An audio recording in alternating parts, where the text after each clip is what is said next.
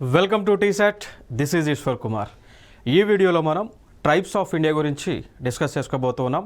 So భారతదేశంలో ఉన్నటువంటి తెగలు, సో ప్రతి రాష్ట్రంలో ప్రతి కేంద్రపాలిత ప్రాంతంలో ఉన్నటువంటి తెగల గురించి మనం డిస్కస్ చేద్దాం. దాంతోపాటు పీవీటీజీస్ అంటాం, పర్టికులర్లీ వల్నరబుల్ ట్రైబల్ గ్రూప్స్ అనేటువంటివి ఉంటాయి. సో భారతదేశంలో టోటల్గా 75 అయితే ఉన్నాయి. సో వాటి గురించి కూడా మనం అన్ని డిస్కస్ చేద్దాం. దాంతోపాటు క్వశ్చన్స్ని ఏ విధంగా ఈ కాంపిటేటివ్ ఎగ్జామ్స్లో ఇటీవల అడుగుతూ ఉన్నారు అనేటువంటి అంశాలను కూడా మనం ఫోకస్ చేద్దాం. Let us start. సో ముందుగా ఇక్కడ ఎవరిని పీవీటీజీగా అంటే లైక్ ఎవరిని ట్రైబ్గా, సో ఒక తెగగా పిలుస్తారు అంటే ఎవరైతే లైక్ ఆదివాసీలకు చెందినటువంటి వారు. దానితో పాటు వీరు ట్రైబ్స్ అనేటువంటి వారు ఎట్లా ఉంటారు అంటే బాహ్య ప్రపంచంతో, సో బాహ్య సమాజంతో సంబంధం లేకుండా ఉంటారు. సో వీరికి లైక్ సపరేట్గా వీరికి ఒక ట్రెడిషన్స్ అనేటువంటివి, ఆచారాలు అనేటువంటివి ఇవన్నీ కూడా ఉంటాయి. సో వీరు బయట వ్యక్తులతో, బయట ప్రపంచాలతో కలవడానికి పడరు. దాంతోపాటు ఎక్కువగా ఈ యొక్క ఫారెస్ట్ ఏరియాస్ ఏవైతే ఉన్నాయో, సో ఆ ఫారెస్ట్ ఏరియాలలో ఎక్కువగా నివసిస్తూ ఉంటారు. దానితో పాటు వీరు పూర్వీకుల నుంచి ఉన్నటువంటి ఆచార వ్యవహారాలను వీరు కూడా కంటిన్యూ చేస్తూ ఉంటారు అండి. ఓకేనా. సో వారిని ట్రైబ్స్గా మనం పిలుస్తూ ఉంటాం.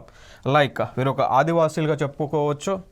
ఒక తెగ అనేది వారి స్వంత చుట్టుముట్టిన సమాజంలో నివసిస్తూ పూర్వీకులు మరియు సంస్కృతులను పంచుకునే ప్రజల సమూహాన్ని తెగగా పిలుస్తాము అనేటువంటి ఒక డెఫినేషన్గా మనకు చెప్పుకోవచ్చు అండి.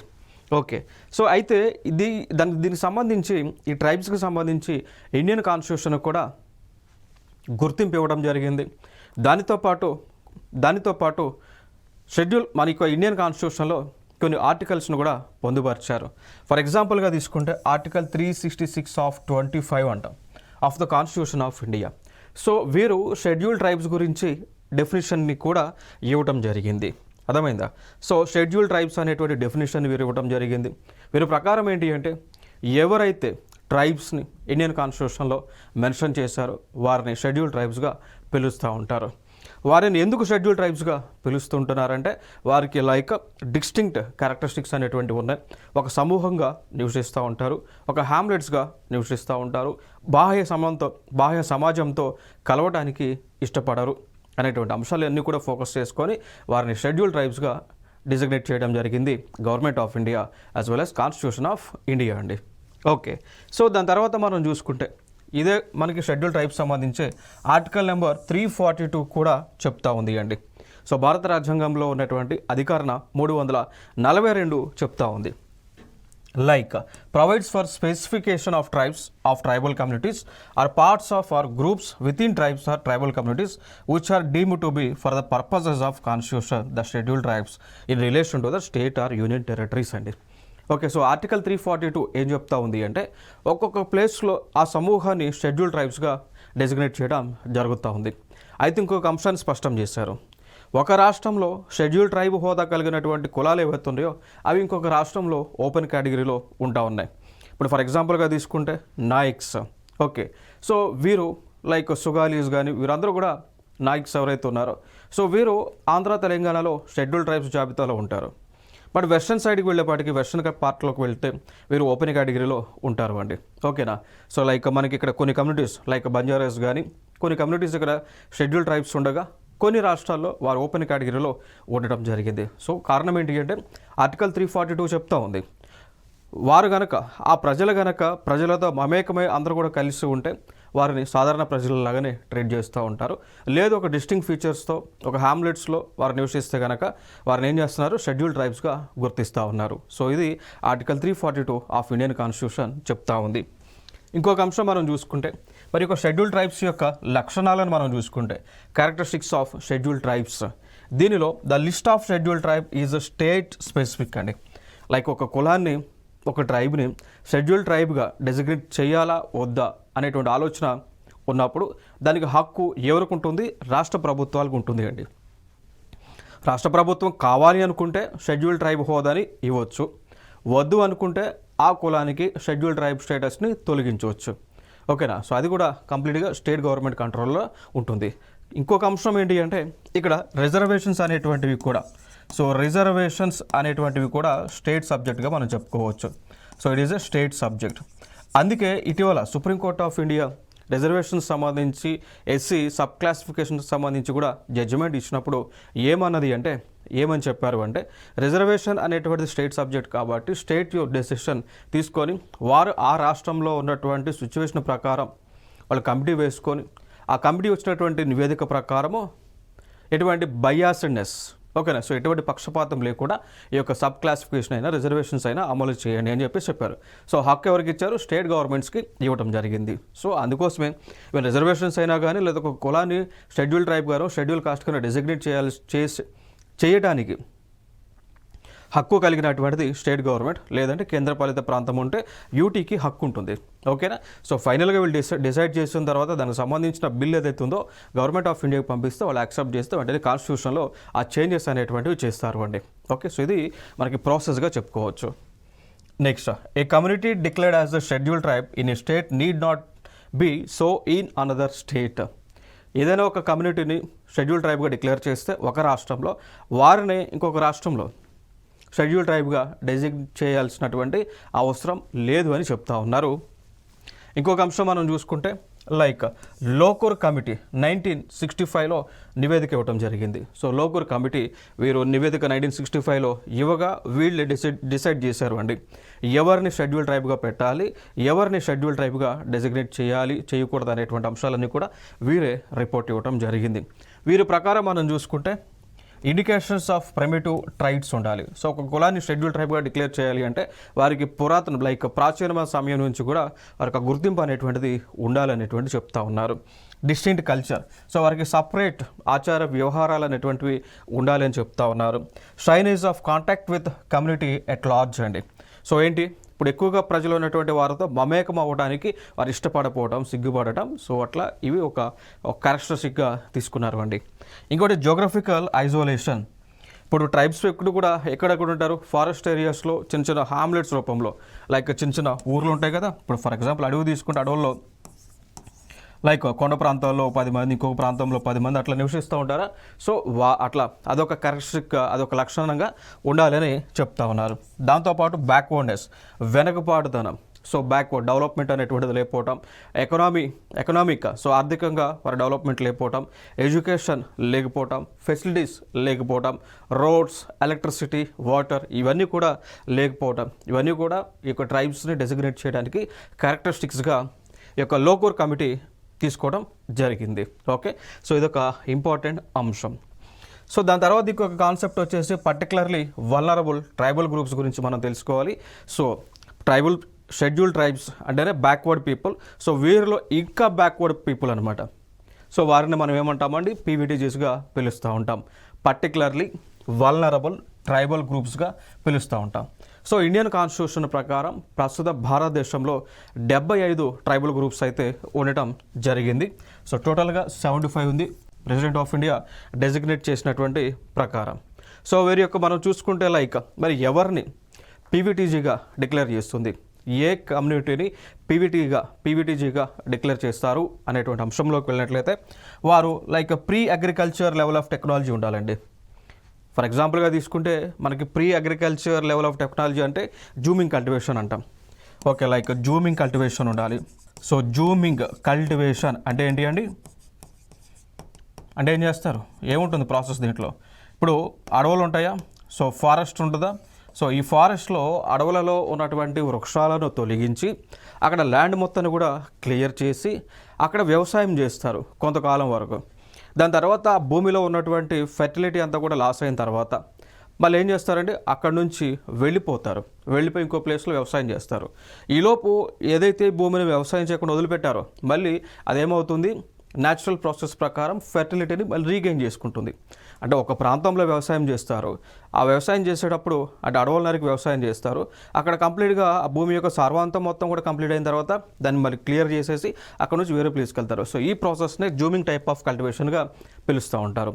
సో ఎవరైతే ఇప్పటికీ కూడా zooming type of cultivation follow అవుతూ ఉంటారో వారిని పీవీటీజీగా డిక్లేర్ చేస్తారు అని చెప్తా ఉన్నారు. ఇంకొక అంశం స్టాగ్నేషన్ ఆర్ డిక్లైరింగ్ పాపులేషన్ అండి. ఇప్పుడు ఫర్ ఎగ్జాంపుల్ వారి యొక్క జనాభా అనేటువంటిది అక్కడ ఉండిపోవాలా లేదా తగ్గిపోతూ ఉండాలి. ఫర్ ఎగ్జాంపుల్ 100 మెంబర్స్ ఉన్నారనుకోండి, ఆ 100 అన్న కంటిన్యూ అవ్వాలా లేదా 90, 80, 70, 60, 40 అట్లా డిగ్రీస్ అవుతానా ఉండాలి. సో అదొక క్యారెక్టరిస్టిక్గా చెప్పారండి. ఇంకొక అంశం ఎక్స్ట్రీమ్లీ లో లిటరసీ. సో అక్షరాస్యత అనేటువంటిది అల్పంగా ఉండాలి, చాలా తక్కువ ఉండాలి పీవీటీజీగా డిక్లేర్ చేయాలి అంటే. ఇంకోటి సబ్సిస్టెన్స్ లెవెల్ ఆఫ్ ఎకానమీ అండి. అంటే ఇప్పుడు ఫర్ ఎగ్జాంపుల్ ఇప్పుడు మనమే ఉన్నాం, వ్యవసాయం ఎట్లా చేస్తాం, మనకు కావాల్సిన దానికంటే ఎక్కువ పండిస్తూ ఉంటాం. మనకు తినడానికి కావాల్సినటువంటి ఆహార పదార్థాలతో పాటు మనం అమ్మి లాభాలు సాధించే విధంగా వ్యవసాయం మనం చేస్తూ ఉంటాం. బట్ ఇక్కడ పీవీటీజీగా వీళ్ళు ఏం చేస్తారు అంటే వారికి కావాల్సినంత మాత్రమే పండిస్తారు. ఇప్పుడు ఫర్ ఎగ్జాంపుల్ వాళ్ళు తినడానికి లైక్ ఒక 2-3 బ్యాగ్స్ రైస్ కావాలనుకోండి, ఆ 2-3 బ్యాగ్స్ సంబంధించిన రైస్ను మాత్రమే వారు పండిస్తూ ఉంటారు. ఓకేనా. సో దాన్ని ఏమంటాము సబ్సిస్టెన్స్ లెవెల్ ఆఫ్ ఎకానమీగా చెప్తూ ఉంటాం. కావాల్సినంత మేరకే వాళ్ళు ఉత్పత్తిని చేస్తూ ఉంటారు. సో అట్లా ఈ క్యారెక్టరిస్టిక్స్ అన్నీ కూడా ఉంటే వారిని పీవీటీజీగా డిక్లేర్ చేయడం జరుగుతుంది. సో భారతదేశంలో ఉన్నటువంటి పీవీటీజీ సంఖ్య ప్రస్తుతం 75. మరి ఒడిశా రాష్ట్రంలో ఫర్ ఎగ్జాంపుల్గా తీసుకుంటే ఒడిశా రాష్ట్రంలో 13 పీవీటీజీస్ అయితే ఉన్నాయండి. సో భారతదేశంలోనే అతి ఎక్కువగా పర్టికులర్లీ వల్నరబుల్ ట్రైబల్ గ్రూప్స్ కలిగినటువంటి రాష్ట్రం అన్నప్పుడు ఒడిశా రాష్ట్రం మన పొరుగునే ఉన్నటువంటి రాష్ట్రం కదా. సో ఒడిశా రాష్ట్రంలో అతి ఎక్కువగా ఉన్నారు. దాని తర్వాత ప్లేస్లో మనం చూసుకుంటే తెలంగాణ. సో ఆంధ్రప్రదేశ్ ప్లస్ తెలంగాణ 2 రాష్ట్రాల నుంచి కలుపుకొని పీవీటీజీస్ వచ్చేసి 12 ఉండటం జరిగిందండి. సో టోటల్ ఏపీ తెలంగాణ కలిపితే 12 ఉన్నారు, ఒడిశాలో 13 ఉన్నారు. సో ఏపీ తెలంగాణ కలిపి 12 ఉన్నాయి. ఇప్పుడు ఎందుకు అంటే లైక్ ఇప్పుడు స్టేట్ మనకి ఎప్పుడు ఫామ్ అయింది, తెలంగాణ 2 జూన్ 2014లో ఫామ్ అయింది కదా. సో దాని తర్వాత ఫామ్ అయిన తర్వాత ఈ పీవీటీజీస్ని సపరేట్ చేయాలి, president of India A commission కూడా వేయలేదు. సో అందుకోసం స్టిల్ ఇప్పటికి కూడా అదే కంటిన్యూ అవుతూ ఉంది.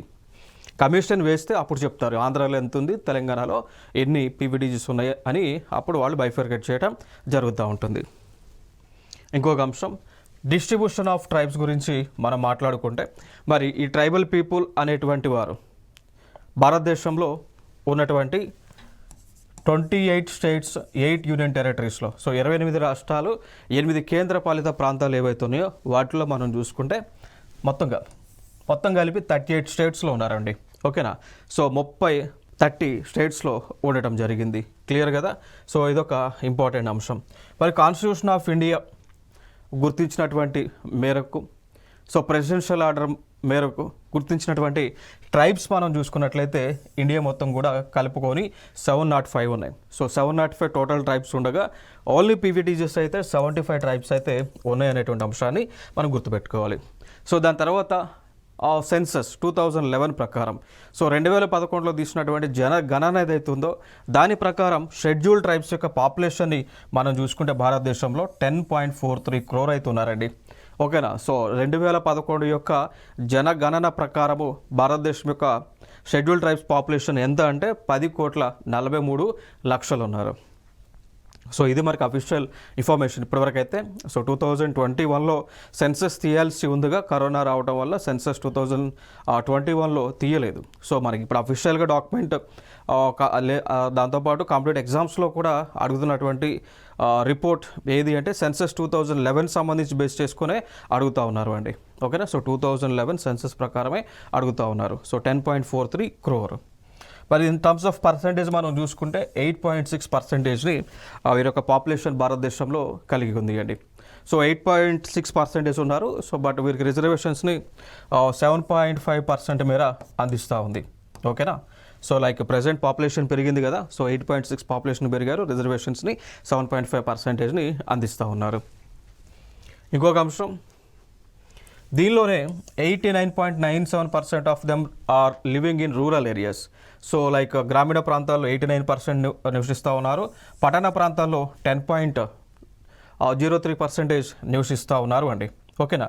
సో లైక్ 2001 నుంచి 2011 మధ్య అంటే 10 సంవత్సరాల కాలంలో వీరి యొక్క పాపులేషన్ పెరుగుదల మనం చూసుకుంటే లైక్ దాన్ని డెకడల్ గ్రోత్ అంటాం. సో మనం చూసుకుంటే 23.66% డెకడల్ గ్రోత్ ఉంది. అంతకుముందు దాంతో కంపేర్ చేస్తే లైక్ 17.69% అండి. సో డెకడల్ గ్రోత్ వచ్చేసి షెడ్యూల్ ట్రైబ్స్ యొక్క డెకడల్ గ్రోత్ వచ్చి 23.66%గా ఉంది. అంతకుముందు అయితే 17.69% ఉంది అండి. ఓకే, నెక్స్ట్ సెక్స్ రేషియో గురించి మనం మాట్లాడుకుంటే సెక్స్ రేషియో అంటాం. ఓకేనా. సో సెక్స్ రేషియో గురించి మనం మాట్లాడుకోవాల్సి వస్తే లైక్ 940 ఉంది అవుట్ ఆఫ్ 1000 అండి. ఓకేనా. అంటే సెక్స్ రేషియో అని ఎప్పుడు అంటాము, ఫర్ ఎగ్జాంపుల్ ఇక్కడ మనకి 1000 మంది పురుషులు తీసుకుంటే ఆ 1000 మంది పురుషులకు ఎంతమంది మహిళలు అయితే ఉంటారో, సో ఎంతమంది ఫీమేల్ అయితే ఉంటారో అది మనం సెక్స్ రేషియో క్యాలిక్యులేట్ చేస్తూ ఉంటాం. ఓకేనా. So for example sex ratio 940 ఉంది అని అన్నారనుకోండి, అంటే ప్రతి 1000 మంది అబ్బాయిలకు 940 మంది అమ్మాయిలు ఉన్నారని దాని మీనింగ్ ఇక్కడ. ఓకేనా. సో మరి షెడ్యూల్ ట్రైబ్స్ మనం చూసుకుంటే ప్రతి 1000 మంది అబ్బాయిలకు 940 మంది అమ్మాయిలు ఉన్నారు. అంటే ఇక్కడ ఏం జరుగుతూ ఉంది అండి, ఏం జరుగుతూ ఉంది, వేరియేషన్ ఉంది కదా. ఓకేనా. సో అదొక ఇంపార్టెంట్ అంశంగా మనం మాట్లాడుకోవచ్చు. దాని తర్వాత 2011 సెన్సెస్ ప్రకారం 2011 census, like 2011 census, scheduled caste population in the country is nearly double of the scheduled tribe population అండి. సో 2011 సెన్సస్ ప్రకారము ఈ ఎస్సీ పాపులేషన్ ఏదైతుందో, సో ఆ పాపులేషన్ కావాలంటే షెడ్యూల్ ట్రైబ్స్ పాపులేషన్ డబుల్ చేస్తే ఎస్సీ పాపులేషన్ వస్తుంది అని చెప్తూ ఉన్నారు. ఈవెన్ మనకు తెలుసు కదా, ఇప్పుడు రిజర్వేషన్స్ని ఏ విధంగా ఇస్తున్నారు, లైక్ బ్యాక్వర్డ్ క్లాసెస్కి రిజర్వేషన్స్ని 27% ఇస్తూ ఉన్నారు, 27%. అండ్ బీసీ రిజర్వేషన్ 27% ఇస్తున్నారు. ఎస్సీ రిజర్వేషన్ వచ్చేసి ఆల్మోస్ట్ 15.5%ని ఇస్తూ ఉన్నారు అప్రాక్సిమేట్గా. అండ్ ఎస్టీ పాపులేషన్ చూసుకుంటే, ఎస్టీ రిజర్వేషన్ చూసుకుంటే 7.5%ని ఇస్తూ ఉన్నారు అండి. అంటే దీన్ని బట్టి మనం చెప్పవచ్చు ఎస్టీ పాపులేషన్ అనేటువంటిది డబుల్ చేస్తే ఎస్సీ పాపులేషన్ వస్తుంది. ఓకేనా. దాని తర్వాత దాన్ని మనము అప్రాక్సిమేట్గా నియర్ టు డబుల్ చేస్తే బీసీ పాపులేషన్ వస్తూ ఉంది. ఓకేనా. సో ఇవి మన భారతదేశంలో రిజర్వేషన్స్ అనేటువంటివి అమలు అవుతూ ఉన్నాయి. దానికి అడిషనల్గా ఇప్పుడు ఎకనామికల్ వీకర్ సెక్షన్ సంబంధించి కూడా రిజర్వేషన్స్ ఇస్తూ ఉన్నారు కదా, ఆల్మోస్ట్ ఒక 10% రిజర్వేషన్. ఓకే. సో ఇవి మనకి ఇక్కడ ఇంపార్టెంట్ ఇన్ఫర్మేషన్. ఇంకొక అంశం చూద్దాం. Like according to 2011 census of India, bill is the most popular tribe అండి. సో భారతదేశంలోనే అతి ఎక్కువ జనాభా కలిగినటువంటి ట్రైబ్ మనం చూసుకుంటే బిల్స్. ఓకేనా. సో బిల్ అనేటువంటి ట్రైబ్ ఎక్కువగా ఉంటుంది. సో వీరి యొక్క పాపులేషన్ మనం టోటల్ పాపులేషన్ చూసుకుంటే 46,18,068 అంటున్నారు. ఓకేనా. సో దీనిలో ఇన్ టర్మ్స్ ఆఫ్ పర్సంటేజ్ చూస్తే 37.7% అయితే టోటల్ ఎస్టీ పాపులేషన్లో ఉంది. సో బిల్ అనేటువంటి వారు ఎక్కువగా ఉంటుంది. సెకండ్ ప్లేస్లో ట్రైబ్స్ మనం చూసుకుంటే గోండ్ ఉంటారు. ఈవెన్ గోండులు మనకి తెలంగాణ, ఆంధ్రప్రదేశ్లో కూడా ఉంటారు. గోండ్ ట్రైబ్స్ ఏపీ అండ్ తెలంగాణలో ఉన్నారు అండి. వీళ్ళు సెకండ్ లార్జెస్ట్ ట్రైబ్గా మనం చెప్పుకోవచ్చు. మరి వీరి యొక్క పాపులేషన్ 43,57,918. పర్సంటేజ్లో చూస్తే 35.6% అయితే ఉంది అండి. ఓకే. నెక్స్ట్ అంశం. Broadly the ST inhabit 2 distinct geographical area. Like మనకి ఎక్కువగా సాధారణంగా మనకి భారతదేశంలో షెడ్యూల్ ట్రైబ్స్ ఎక్కువగా నివసిస్తున్నటువంటి ప్రాంతాలను మనం చూసుకుంటే, లైక్ షెడ్యూల్ ట్రైబ్స్ నివసించేది మేజర్గా మనం చూసుకుంటే సెంట్రల్ ఇండియాలో. సో సెంట్రల్ ఇండియా అనగా లైక్ మధ్యప్రదేశ్ కానీ, జార్ఖండ్ కానీ, ఛత్తీస్గఢ్ కానీ, కొంతమేర ఒడిశా రాష్ట్రాల్లో నివసిస్తూ ఉన్నారు అండి షెడ్యూల్ ట్రైబ్స్ ఎక్కువగా. దాని తర్వాత నార్త్ ఈస్ట్ ప్రాంతంలో, సో ఈశాన్య రాష్ట్రాలు లైక్ మణిపూర్ కానీ, మేఘాలయ కానీ, త్రిపుర కానీ, అరుణాచల్ ప్రదేశ్ కానీ, సో ఇట్లా ఈ రాష్ట్రాలలో ఎక్కువగా ట్రైబ్స్ నివసిస్తూ ఉన్నారు. దాని తర్వాత ఐలాండ్స్ మనం చూసుకుంటే అండమాన్ అండ్ నికోబార్లో ఎక్కువగా ఉన్నారు.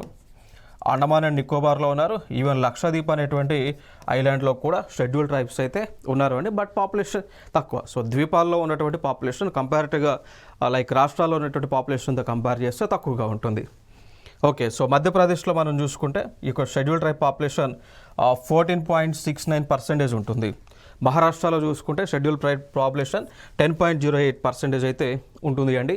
ఒడిశాలో మనం చూసుకుంటే 9.2% ఉంది. రాజస్థాన్లో 8.86%, గుజరాత్లో 8.55%, జార్ఖండ్లో 8.29% ఉంది. ఓకేనా. దాని తర్వాత ఛత్తీస్గఢ్లో 7.5, ఏపీలో 5.7% అయితే ఉంటుందండి. ఇక దాని తర్వాత ఇప్పుడు మన భారతదేశంలో ఎన్ని రాష్ట్రాలు? 8 రాష్ట్రాలు. దీని ఎన్ని రాష్ట్రాలు? 28 రాష్ట్రాలు. ఎన్ని కేంద్రపాలిత ప్రాంతాలు? 8 కేంద్రపాలిత ప్రాంతాలు అయితే ఉన్నాయి కండి. సో దీనిలో కొన్ని రాష్ట్రాలలో అర్థమైందా? సో కొన్ని రాష్ట్రాలలో షెడ్యూల్ ట్రైబ్ పాపులేషన్ అనేటువంటిది అధికారికంగా లేదండి. ఓకేనా.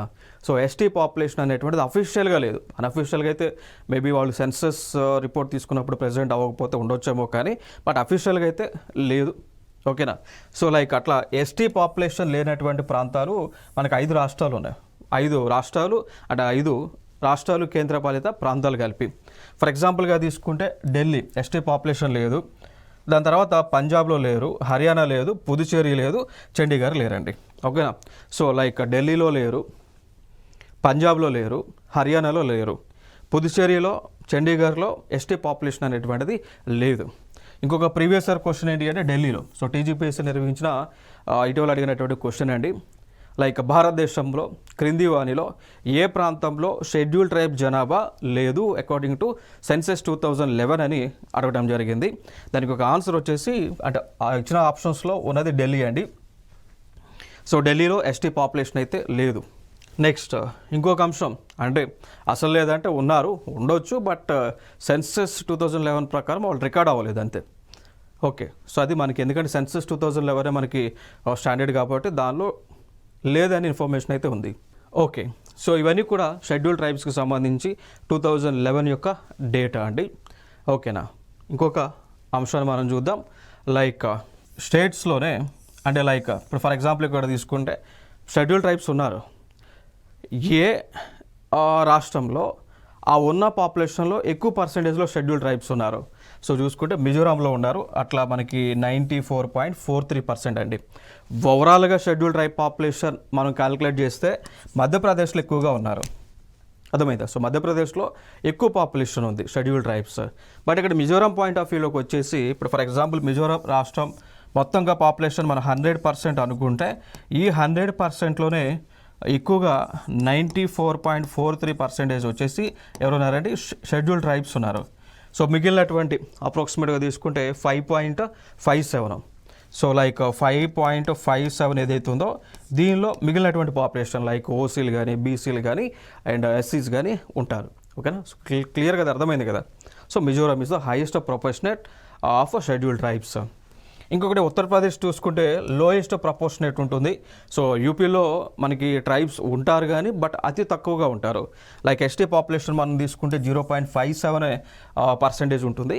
మిగిలినటువంటి లైక్ 99, సో 99.43 మేరకు మిగిలినటువంటి కమ్యూనిటీస్ ఉంటాయి, లైక్ ఎస్సీస్ కానీ, బీసీ కానీ, ఓసీ, ఈడబ్ల్యూసీ కమ్యూనిటీస్ అయితే ఉంటాయండి.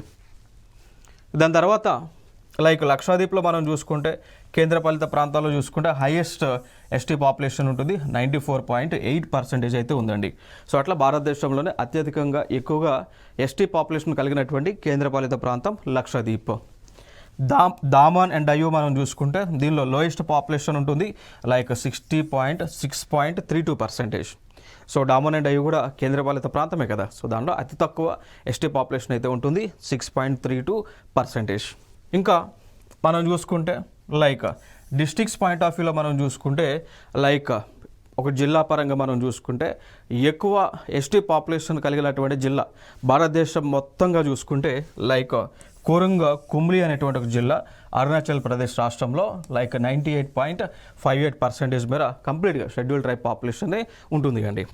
దాని తర్వాత కన్నౌజ్ అనేటువంటిది ఉంటుంది యూపీలో, దీనిలో లోయెస్ట్ ఎస్టీ పాపులేషన్ అయితే ఉంది. సో లైక్ 0.0009 ఉంటే ఒక ఇద్దరు ముగ్గురు ఉండుంటారు మేబీ, అందుకే అంత లీస్ట్ పాపులేషన్ వచ్చింది, లేదా 9 మెంబర్స్ అట్లా ఉండొచ్చు, అందుకే అంత మాకు ఆ ఫిగర్ వచ్చింది. సో దాని తర్వాత 2011 ప్రకారం చూసుకుంటే out of 650 districts in the country 49 districts have more than 75% of ST population.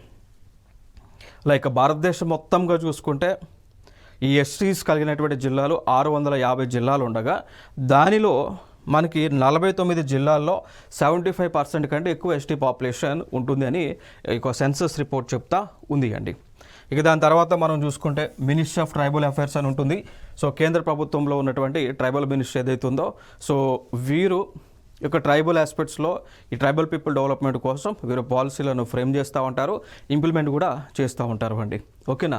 So like దీని ప్రకారం మనం చూసుకుంటే ఈ మినిస్ట్రీని 199 సో 1999లో ఏర్పాటు చేయడం జరిగింది. గతంలో ఈ మినిస్ట్రీ ఆఫ్ ట్రైబల్ అఫైర్స్ అనేటువంటిది లైక్ చూసుకుంటే ministry of social justice and ఎంపవర్మెంట్లో కలిసి ఉండేదండి. లైక్ ఇప్పుడు షెడ్యూల్ ట్రైబ్స్కి షెడ్యూల్ కాస్ట్కైనా షెడ్యూల్ ట్రైబ్కైనా ఒకే మినిస్ట్రీ ఉండేది, గదే ministry of social justice and empowerment ministry.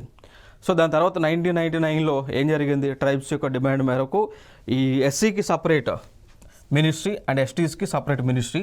ఎస్సీలకు ఉన్నటువంటి మినిస్ట్రీ ఏంటి అంటే మినిస్ట్రీ ఆఫ్ సోషల్ జస్టిస్, ఓకేనా, అండ్ ఎంపవర్మెంట్ అంటాం. ఎస్టీస్కి సపరేట్ మినిస్ట్రీ పెట్టుకున్నారు, ఒక మంత్రిత్వ శాఖ ministry of tribal affairs. So ఇవి ఇంపార్టెంట్ ఇన్ఫర్మేషన్ ఇక్కడ.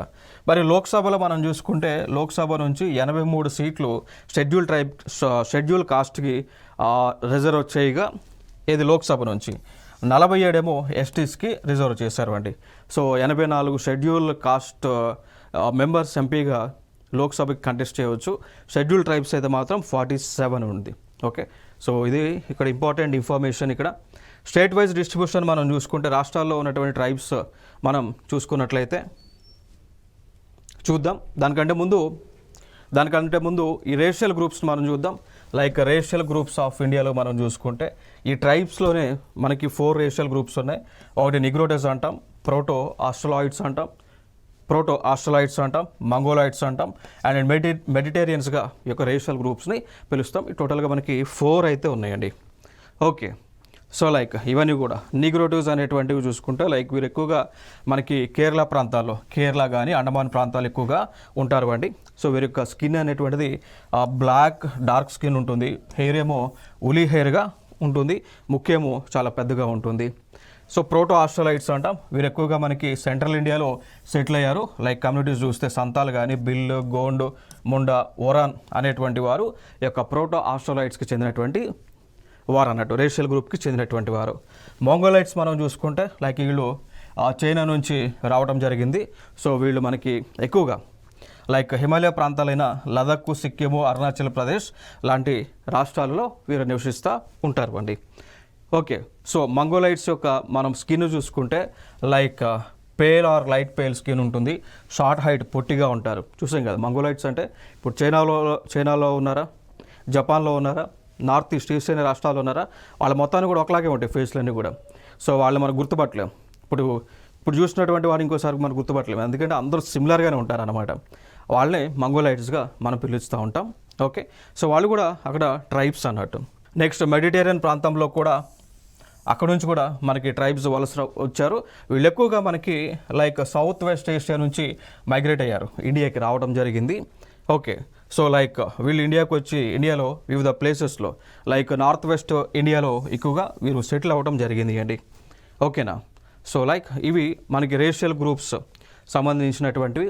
ఓకేనా, సో రేషియల్ గ్రూప్స్ అని సంబంధించినవి. దాంతోపాటు ఇంకొకటి ఉంటుంది మెడిటేరియన్ అంటాం. మెడిటేరియన్స్ వీళ్ళు కూడా లైక్ ఇండస్ వ్యాలీ సివిలైజేషన్ ఏదైతే మన భారతదేశంలో ఉందో లైక్ 2500 నుంచి 1500 BC మధ్య ఏదైతే మనకు ఉందో ఇండస్ వ్యాలీ సివిలైజేషన్, సో ఇక్కడ కూడా వాళ్ళు అక్కడ నుంచే మైగ్రేట్ అయ్యి వచ్చారని చెప్తా ఉన్నారు. ఇంకా దాని తర్వాత వీరు ఏం చేశారు, ఈ భారతదేశంలో ఉన్నటువంటి వివిధ ప్రాంతాలకు మైగ్రేట్ అయ్యారు. లైక్ సౌత్ ఇండియాలోకి కానీ, నార్త్ ఇండియాలోకి కానీ, నార్త్ ఈస్ట్లోకి కానీ, నార్త్ వెస్ట్లోకి వీళ్ళు మైగ్రేట్ అవ్వటం జరిగింది అండి. ఓకేనా, సో ఇదే మళ్ళీ మెడిటేరియన్స్లో ఇంకొక టైప్ ఉంటుంది, ఓరియంటల్ మెడిటేరియన్స్ అని చెప్పేసి. వీళ్ళు కూడా ఇండియాకి వేరే ప్రాంతాల నుంచి వచ్చి లైక్ మనం చూసుకుంటే ఈ పంజాబు, ఈ యూపీ, రాజస్థాన్ ప్రాంతాల్లో సెటిల్ అవ్వడం జరిగింది అండి. Okay, so like state wise distribution చూసుకుంటే ఈ విధంగా ఉంటుంది. జమ్మూ అండ్ కాశ్మీర్లో గుజ్జార్, బకర్వాల్, బోటో, బాల్తీ, గడ్డి, సో ఈ విధంగా పాపులేషన్ అయితే ఉంటుంది. సో దీనిని మీరు స్క్రీన్ షాట్ తీసుకొని ఒకసారి అయితే రిఫర్ అయితే చేయండి. అన్ని రాష్ట్రాలకు సంబంధించిన పాపులేషన్ మీకు డిస్ప్లే చేయడం జరుగుతుంది. ఒకసారి స్క్రీన్ షాట్స్ అయితే మీరు చూడండి, ఇక్కడ తీసుకోండి. జమ్మూ కాశ్మీర్, హిమాచల్ ప్రదేశ్, ఉత్తరాఖండ్, ఉత్తరప్రదేశ్, లదాఖ్, దాంతో ఈ ప్రాంతాల్లో ఉన్న ఇంపార్టెంట్ ట్రైబ్స్ గడ్డీస్ ట్రైబ్ అని అండ్ తారు ట్రైబ్స్ ఈ విధంగా ఉన్నారు. నెక్స్ట్ చూస్తే బీహార్లో ఉన్న population, Chhattisgarh, Jharkhand, West Bengal, Odisha. Screenshot అయితే తీయండి.